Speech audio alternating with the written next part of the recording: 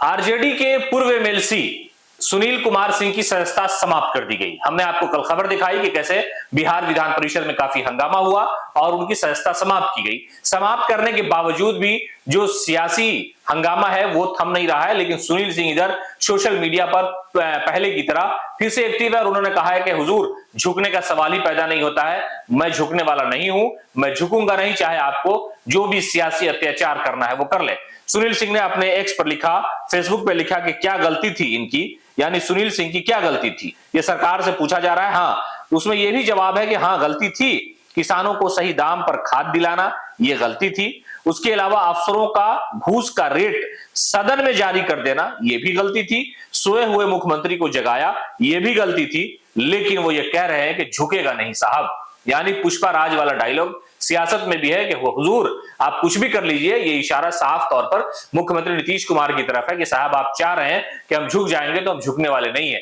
हमने सदन में अफसरों के द्वारा जो घूस लिया जाता है उसका बाजाब्ता रेट बता दिया कि अंचल कार्यालय से लेकर के जिला स्तर पर कहां कहां पर कितना कितना घूस लिया जाता है, सारी लिस्ट हमने बताई। शायद आपको यही बुरा लग गया। हमने किसानों को सही दाम पर खाद उपलब्ध करा दिया, शायद आपको यही बुरा लग गया। जो मुख्यमंत्री नीतीश कुमार सोए हुए हैं उन्हें हमने जगाया और चीजों के बारे में बताया, शायद इसलिए आप सोए हुए हैं, नाराज हो गए हैं। लेकिन इस नाराजगी को आप दरकिनार कीजिए, ये बात मान के चलिए कि सुनील सिंह झुकने वाला नहीं है साहब।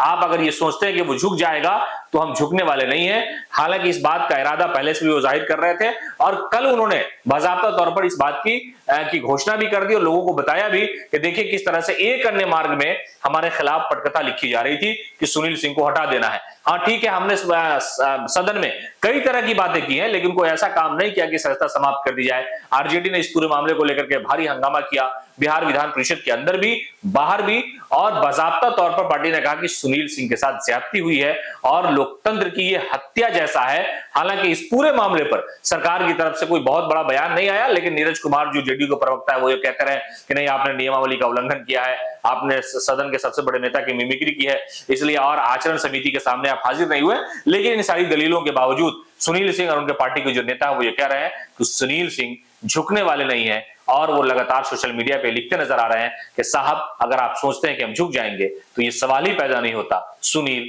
कभी नहीं झुक सकता।